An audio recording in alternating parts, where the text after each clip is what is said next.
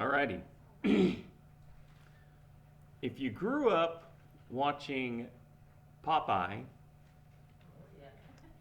then you no doubt observed this. When Bluto, Popeye's nemesis, had taken things one step too far, had provoked our hero one too many times, Popeye would stiffen up and say, "That's all I can stands. I can't stands no more." It's a horrible interpretation of yeah. Well, you got to have a pipe, and if I had gargled a little bit with gravel before I came in, it might have worked a little better. Anyway, but then Popeye would go about setting things straight after, of course, eating a can of spinach. And I would imagine all of us have at one time or another, we've had one of those moments when we said, okay, enough. I have reached my limit. That's all I can stands, and I can't stands anymore. So tonight I want us to look at an event in Jesus' ministry when he appears to say, enough. That's all I can stand. And then he took some courageous steps to right a wrong. Turn it in your Bibles to John chapter 2. John chapter 2, verses 13 through 25. I'm going to read this whole passage. John 2, verses 13 through 25. And again, I'm reading out of the Holman Christian Standard, and but your version, your translation should be close enough that you're going to be able to follow along without any problem. It says, the Jewish Passover was near, so Jesus went up to Jerusalem. In the temple complex, he found people selling oxen, sheep, and doves, and he also found the money changers sitting there. After making a whip out of cords, he drove everyone out of the temple complex with their sheep and oxen. He also poured out the money changers' coins and overturned the tables. He told those who were selling doves, "Get these things out of here. Stop turning my Father's house into a marketplace." And his disciples remembered that it is written, "Zeal for your house will consume me." So the Jews replied to him, "What sign of authority will you show us for doing these things?" And Jesus answered, "Destroy this sanctuary, and I will raise it up in 3 days." Therefore the Jews said, "This sanctuary took 46 years to build, and you will raise it up in 3 days?" But he was speaking about the sanctuary of his body. So when he was raised from the dead, his disciples remembered that he had said this, and they believed the scriptures and the statement that Jesus had made. While he was in Jerusalem at the Passover festival, many trusted in his name when they saw the signs he was doing.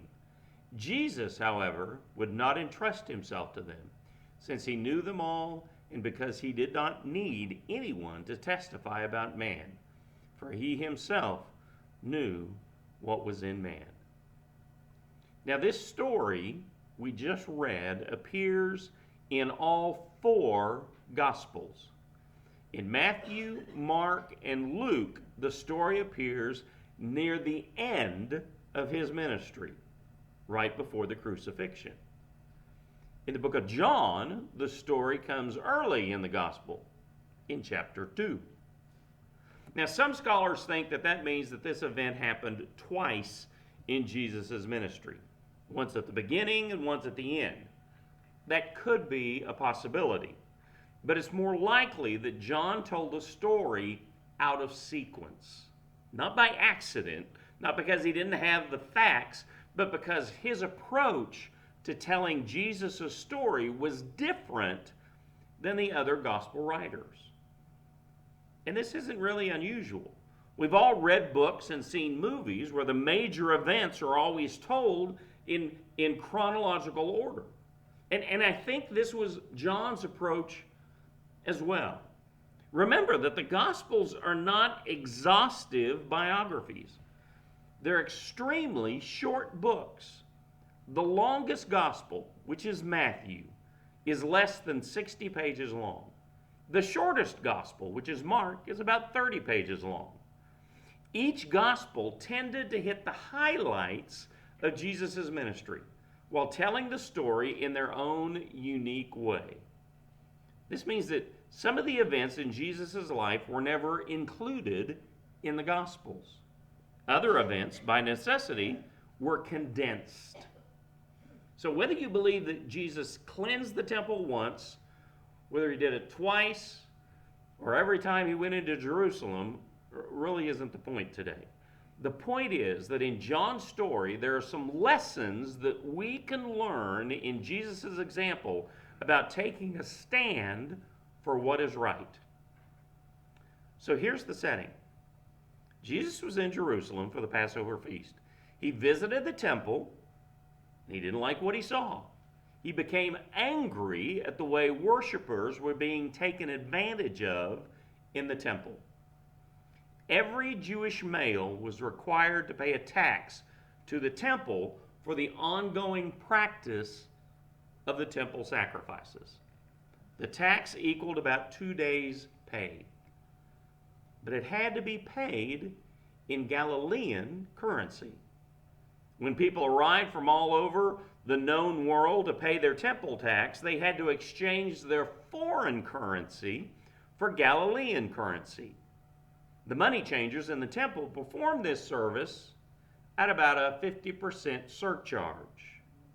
In other words, it now cost 3 days' wages to pay the tax. And if the taxpayer didn't have the correct change, then they charged a little bit more. Also, there were people selling animals for sacrificial purposes at outlandish prices.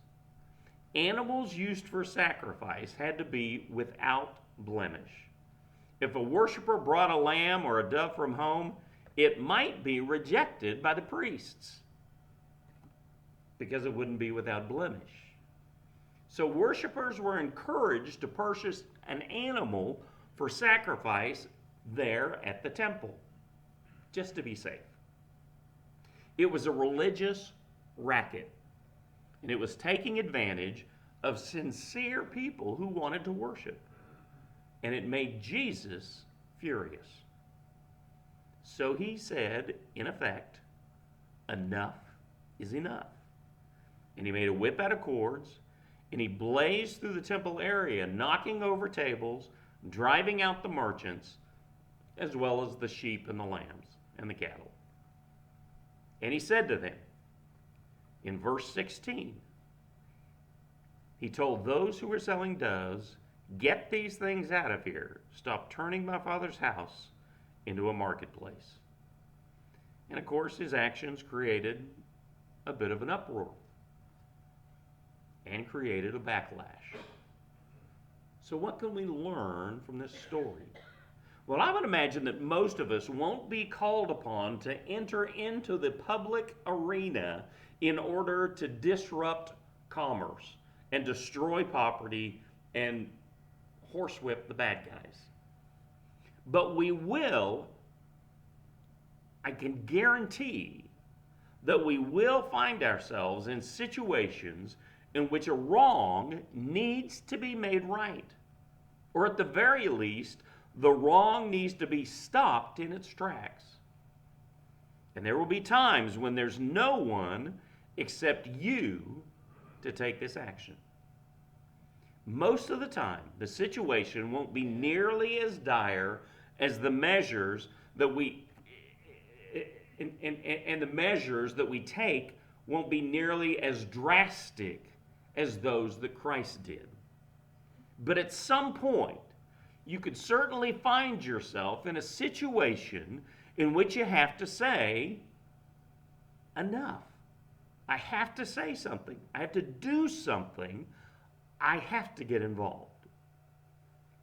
And I know that there are times when I've talked about leadership because, quite frankly, God has called each of us into a leadership role of some kind. So today I want to talk about leading with courage, the kind of leadership that seeks to make straight that which needs to be made straight. We're going to go through several, or we've gone through several sermons up to this point. Um, so I guess you could consider this kind of a sermon series. And we're looking at situations in life when we're called upon to take the road less traveled. And when it comes to leadership, our topic today really is the road less traveled. There are a lot of leaders who simply don't have the courage to stand up and speak out. They don't want to take the road less traveled. They'd rather take the path of least resistance. That kind of leadership just doesn't work most of the time. I came across this quote this week by Mike Myatt. Leaders don't get paid to make safe decisions. They get paid to make the right decision. The right decision is rarely the safe decision, or the easy decision, or the popular decision. The right decision inevitably requires courage and a willingness to take a stand. This is a defining moment that each of us will face, not just once, but again and again and again in our lives as a leader. And because of this, today, as we look at this story about Jesus cleansing the temple, I want us to look at three specific things that courageous leaders can't do, won't do, and don't do. So do you want to take the road less traveled in your life as a leader? Here are three things that you need to refuse to do. First of all, courageous leaders refuse to look the other way. This situation at the temple in Jerusalem, oh, somebody's at the back door. This situation at the temple in Jerusalem had been going on for years, for decades, possibly even centuries. It wasn't a new problem. People were being taken advantage of. Their sincerity was being exploited, and anyone with any sense could see it. And yet all those in power turned a blind eye to the situation and simply let it continue. Too bad that that kind of thing doesn't really happen these days, isn't it? In recent years, we've seen more examples than we can count of this kind of thing taking place in every area of society. People in power knowing something is going on that isn't right, and they look the other way. We've seen it happen at public schools. We've seen it happen in colleges and universities. We've seen it happen at the Olympics. We've seen it happen in journalism, in academia, in churches, in charitable organizations. We've seen it happen in Hollywood, Silicon Valley, and in Vatican City. And we've seen it happen in our nation's capital. When looking at the wrongness that was being done in headline after headline, in story after story, in every situation, there was always someone who knew what was going on, but they chose to look the other way. Many of the headlines that we've seen refer to some of the worst kinds of abuse and mistreatment in all of its many different forms. There are people who see racism in the workplace and do nothing about it. There are some who see others being taken advantage of and do nothing about it. There are some who see the weak being bullied and made fun of, and they do nothing about it. And every person who chooses to look the other way is by default charting the course of their life, whether they realize it or not, whether they understand it or not. They're choosing the wide gate and the easy way. They're taking the path of least resistance. you may never personally see the kind of injustice that ultimately makes headlines, but you most certainly will see at some point some kind of injustice on some level. And at that moment, you'll have the opportunity to follow the crowd, look the other way, or to take a stand and say, this isn't right. I've got to say something about this. Paul told us in the book of Ephesians, in Ephesians 5:11, don't participate in the fruitless works of darkness, but instead expose them. And there comes a time when we have to speak out. James says in James 4:17, so it is a sin for the person who knows to do what is good and doesn't do it. Courageous leaders refuse to look the other way. And here's the second thing that you need to refuse to do. Courageous leaders refuse to say, it's not my problem. There's a sense in which Jesus could have said this when he first arrived at the temple. Because he didn't come to overhaul Judaism or to restore the temple to its former glory or to fix all the problems that were related to the sacrificial system. He didn't come to be elected leader of the Sanhedrin or to replace Caiaphas, the Jewish high priest. He came to die for the sins of the world. He came to seek and to save the lost. He came to conquer death and the grave. He came to give life to everybody. Not to tweak Judaism, but to establish his church and to prepare us for heaven. So he could have said, it's really a shame seeing everything that's going on at the temple in Jerusalem, but I've got bigger fish to fry. This isn't my area. It's not really my problem.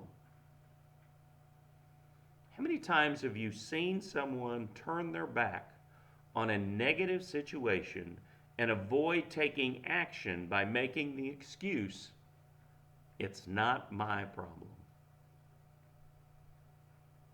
As you all know, I am not a big fan of Facebook. You all didn't know that, right? But I heard something about their corporate culture that I do like. They have a saying that is often repeated at every level. Nothing at Facebook is someone else's problem. In other words, if you see something that doesn't add up like it should, you're expected to do something about it, or at the very least, notify the person who can do something about it. What a great attitude to encourage in the workplace. It's the same attitude that we should bring to the ministry of the church and to our families and to every other area of life that we're involved in. The path of least resistance tells us to say, it's not my problem.